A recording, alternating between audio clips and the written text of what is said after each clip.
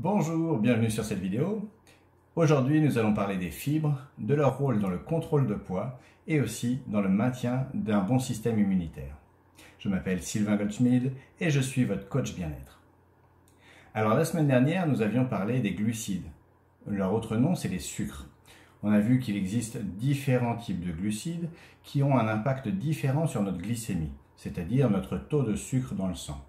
Il y a des glucides qui ont un index glycémique élevé, c'est-à-dire qu'ils vont faire rapidement monter le taux de sucre dans notre sang, et des glucides qui ont un index glycémique faible, c'est-à-dire qu'ils vont faire très peu monter le taux de sucre dans notre sang. Et qu'il fallait consommer ces glucides en fonction de l'activité physique qu'on avait. D'une manière générale, les Français aussi mangent trop de glucides, de l'ordre de 55% de leur apport journalier totaux, alors qu'il est plutôt recommandé autour de 40%. Alors maintenant les fibres. Les fibres, c'est aussi un type de glucides, mais c'est un type particulier de glucides. Les fibres, en fait, servent de structure aux végétaux pour les rigidifier. Sans les fibres, les végétaux ne tiendraient pas debout. L'autre nom des fibres, c'est la cellulose. Ose, on avait dit la semaine dernière, c'est tous les noms des sucres. Galactose, sucrose, fructose, etc. Tout ce qui est en ose, ce sont des sucres. Et donc les fibres sont un type de sucre. Par contre, les fibres ne sont pas digérées ni dans l'estomac, ni dans les intestins. Et donc les fibres traversent tout le système digestif sans apporter de calories puisqu'elles ne sont pas digérées. Elles sont utilisées par le corps, entre autres, pour réguler le transit.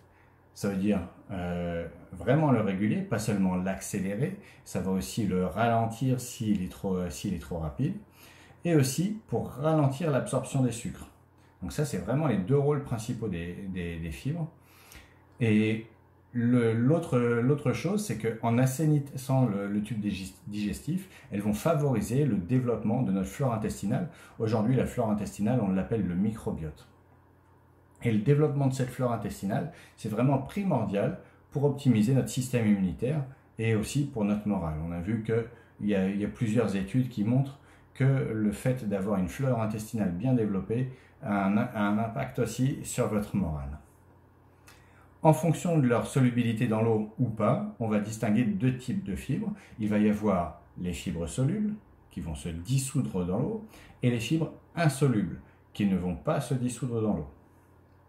D'une manière générale, il faut apporter entre 20 à 40 grammes par jour de fibres dans notre consommation quotidienne.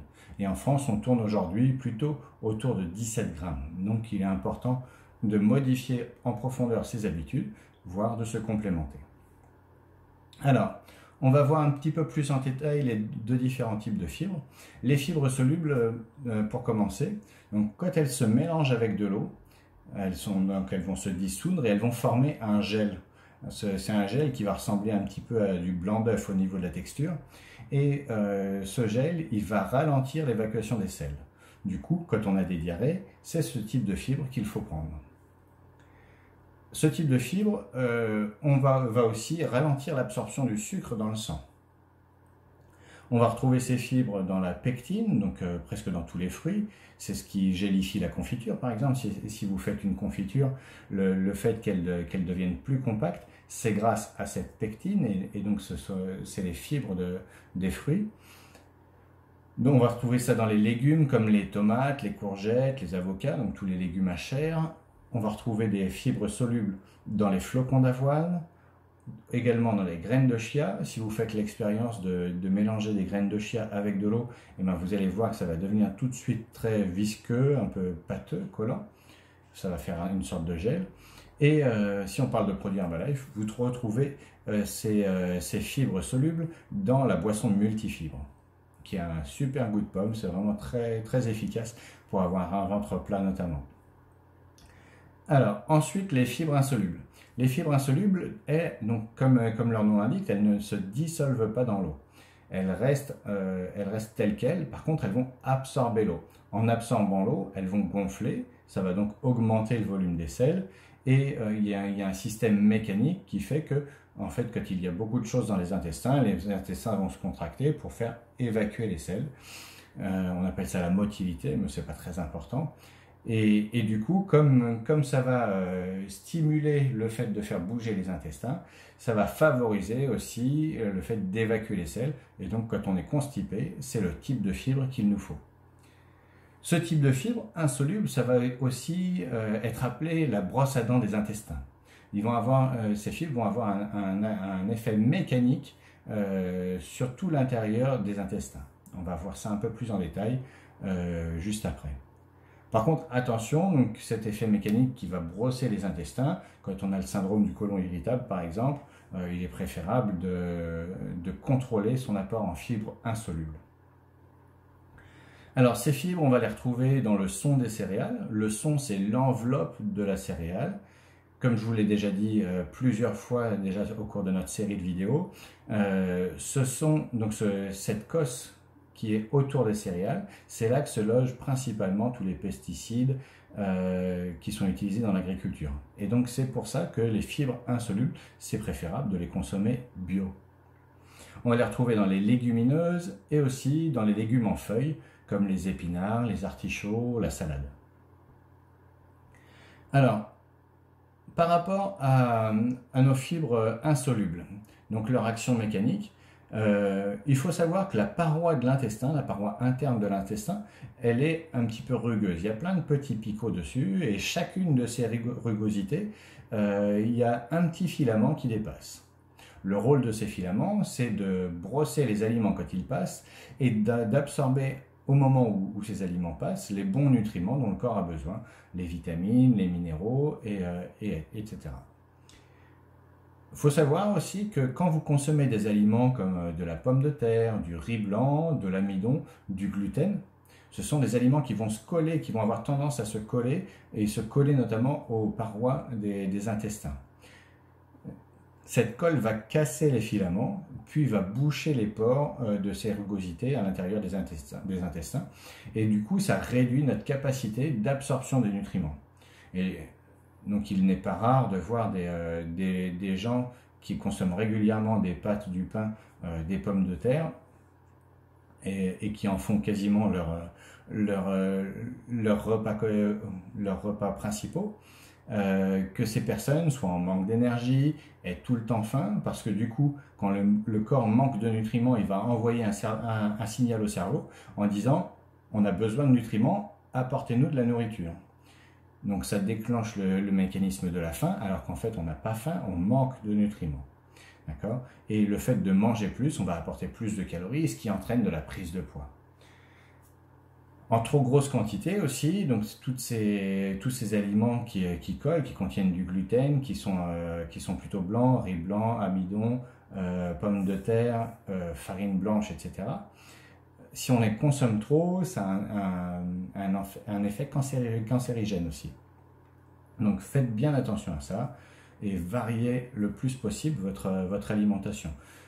Les féculents de ce type que j'ai nommé là ne sont pas essentiels à la vie, on peut s'en passer. C'est quelque chose qui va apporter une glycémie très élevée, donc qui vont avoir un index glycémique élevé, qui va faire monter le taux de sucre rapidement dans le sang. On n'en a pas besoin, sauf si on va faire une séance de sport juste après, par exemple, hein, dans l'heure qui suit, par exemple. Donc, comme je vous disais, les fibres insolubles ont une action mécanique. Elles vont brosser les intestins avec ces fibres et elles vont du coup décoller, décrocher tout ce qui est collé. Et au bout de 3-4 jours, quand on consomme régulièrement ces fibres insolubles, au bout de 3-4 jours, on ressent un surplus d'énergie. Ce surplus d'énergie, il est lié aux petits filaments qui sont sur les rugosités et qui recommencent à pousser et donc qui vont avoir cette fonction d'absorber les bons nutriments et dont les vitamines et les minéraux qui vont nous faire sentir plus en forme. Alors, au niveau de la consommation des fibres, il y a à peu près 100 ans, les Français en consommaient plus de 30 grammes par jour. Aujourd'hui, comme je vous l'ai dit tout à l'heure, on est plutôt autour de 17 grammes par jour. Et on voit un petit peu le parallèle qu'il peut y avoir entre le surpoids dans la population générale et cette baisse de consommation de fibres. C'est pour ça que les pouvoirs publics aujourd'hui conseillent 25 grammes, mais on peut facilement monter jusqu'à 40 grammes et sans avoir d'inconvénients sur la santé, au contraire. Alors, ça va avoir des effets sur le transit, comme on l'a dit, mais pas seulement. Ça va manger plus de fibres, ça va aussi avoir des incidences sur le cœur. Pour chaque portion de 10 grammes de fibres qu'on ajoute dans notre consommation quotidienne, eh bien, on va baisser son taux de cholestérol de 12%. Et on sait que quand on baisse son taux de cholestérol, eh bien, on a moins de chances d'avoir des AVC, moins de chances d'avoir des infarctus. C'est très bon aussi pour le cerveau. Il y a une étude anglaise qui a mis en évidence l'effet des fibres et l'efficacité de ces fibres dans la prévention de l'AVC, encore une fois, et une augmentation de 7 grammes de fibres par jour, c'est une réduction de 7% aussi du risque d'AVC. Ça a un effet bénéfique aussi sur les reins, parce que si on consomme plus de 20 grammes de fibres par jour, on diminue de 22% cette fois-ci les risques de développer des calculs rénaux. Et enfin, ça a une incidence sur le sang, ça régule le taux de sucre dans le sang et du coup la glycémie, pour les diabétiques c'est essentiel, et aussi au niveau des triglycérides c'est très efficace. Au niveau de la flore intestinale, on en a parlé, comme les intestins sont purifiés, sont bien nettoyés, sont détoxinés, eh bien la flore intestinale, qu'on appelle le microbiote, va pouvoir se redévelopper, bien coloniser tous les intestins, et ce sont donc ces bactéries qui sont essentielles pour nous, vont renforcer le système immunitaire et nous faire sentir en pleine forme. Voilà, donc c'est vraiment essentiel. Il faut savoir qu'on a plus de 3 kg de bactéries dans le ventre quand on est en forme. Alors, l'important aussi quand on consomme plus de fibres, c'est qu'il va falloir augmenter son hydratation. Parce que donc les fibres solubles, vous avez compris, elles vont se mélanger avec l'eau pour former ce gel. Si vous n'avez pas d'eau, il n'y a pas de mélange et les fibres sont inefficaces. Et les fibres insolubles vont se gonfler d'eau pour pouvoir augmenter le volume des selles et avoir cette efficacité par leur action mécanique. Et donc si vous ne buvez pas suffisamment, manger des fibres sera inefficace. Donc en même temps que vous augmentez votre consommation de fibres, eh bien, il faut augmenter aussi votre hydratation. Les fibres, ça va aussi, donc notamment les fibres insolubles, comme elles vont gonfler, ça va avoir un effet sur la satiété. Donc vous allez avoir moins faim, vous allez mieux contrôler votre appétit. Et plus dans la durée, puisqu'on a vu que comme elle purifie les intestins, que les nutriments passent mieux dans le sang, eh bien votre corps vous donne le signal qu'il n'y a pas besoin d'avoir plus d'énergie, puisque vous êtes déjà plein d'énergie, votre métabolisme fonctionne bien, et du coup, il n'y a pas besoin de déclencher le mécanisme de la faim. Alors, quelques conseils maintenant. Quand vous prenez pour augmenter votre consommation de fibres, eh bien mangez les fruits avec la peau. Bien sûr, si vous mangez avec la peau, choisissez vos fruits bio, puisque comme je vous l'ai déjà dit plusieurs fois, tout ce qui est pesticides, tous les traitements que les hommes infligent aux végétaux se retrouvent principalement dans l'enveloppe externe du végétal, et en l'occurrence dans la peau pour les fruits. Mangez différents légumes entiers et cuits ou crus. Le fait de les manger crus, ça va vous permettre d'en garder les vitamines. Quand vous les faites cuire, quand vous faites cuire un aliment, quel qu'il soit, que ce soit de la viande, des œufs, des légumes, ce que vous voulez, à partir du moment où vous faites cuire cet aliment, eh bien les vitamines se dégradent. Ensuite, préférez aussi des produits complets, farine complète, céréales complètes, pâtes complètes, pain complet, etc. Quand elles sont complètes, ça veut dire qu'on a gardé à l'intérieur l'enveloppe des céréales, la cosse des céréales, et toujours pour la même raison, préférez les bio. Ajoutez aussi du son d'avoine ou du son de blé dans votre viande hachée, ça va lui apporter plus de fibres, on va avoir un meilleur effet sur la satiété, et l'association fibres et protéines est vraiment très très bonne. Ajoutez des graines de lin ou de chia que vous allez broyer dans vos yaourts. Pourquoi les broyer? C'est parce que, alors vous pourrez bénéficier quand même des fibres même si vous ne les broyez pas. Par contre, vous ne bénéficierez que des fibres, alors que les graines de chia ou les graines de lin sont aussi très riches en oméga 3, et ce serait dommage de se priver des oméga 3. Et du coup, en broyant ces graines, vous allez pouvoir bénéficier des apports aussi en oméga 3, qui sont un anti-inflammatoire naturel. On va voir justement la session sur les lipides la semaine prochaine. Au niveau des goûters, préférez à la place de gâteaux, de pâtisserie ou de viennoiserie, préférez des crackers complets. Je vais bientôt vous mettre en ligne aussi une vidéo de recette pour créer vous-même vos crackers qui vont être sains, qui vont être pleins de fibres, plein de protéines.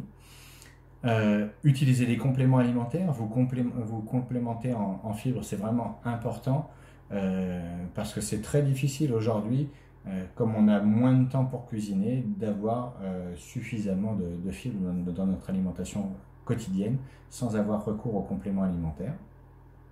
Buvez plus aussi pour faciliter le travail des fibres. Alors un dernier conseil, c'est qu'il faut vraiment y aller progressivement pour laisser à votre organisme le temps de s'adapter.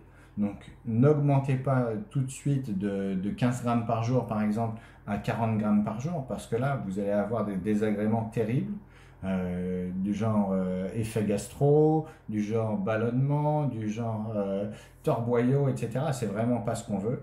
Et du coup, il faut y aller très progressivement sur l'augmentation des fibres. Et toujours en parallèle, j'augmente mon hydratation également. Donc on va choisir des périodes de 3 jours par exemple. Je vais augmenter de 2-3 grammes de fibres sur 3 jours, puis à nouveau 2-3 grammes en plus sur 3 jours, etc.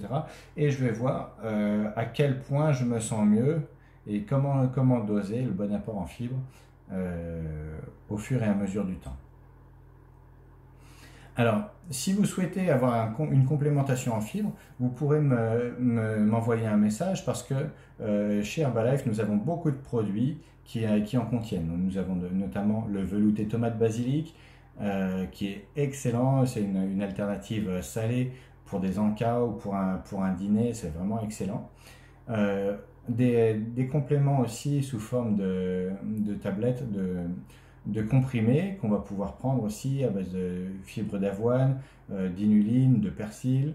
On a aussi donc une boisson multifibres dont je vous parlais tout à l'heure, avec de la pomme, de l'avoine, du maïs, des agrumes, de la chicorée, du soja. C'est vraiment très complet et ça a vraiment un super effet sur la gestion de l'appétit, sur le ventre plat, sur le contrôle aussi du transit. Et on a enfin un produit qui est vraiment génial, donc qui s'appelle BetaHeart et qui on l'a démontré par plusieurs études, et du coup on a le droit de faire des allégations dessus. Grâce au bêta-glucane d'avoine qui est contenu dedans, va faire chuter le taux de cholestérol. Et donc si vous êtes sujet à avoir un cholestérol trop élevé, une glycémie trop élevée, eh bien ce produit est vraiment tout indiqué pour vous. Et on a vraiment de multiples personnes, très nombreuses personnes qui ont des résultats fantastiques sur leur cholestérol grâce à ce produit. Voilà pour aujourd'hui. Le défi de la semaine, ça va être d'augmenter progressivement votre consommation en fibres, parallèlement forcément à votre hydratation. La semaine prochaine, nous verrons les lipides, les graisses. Voilà. Je vous souhaite une très bonne semaine et à très vite.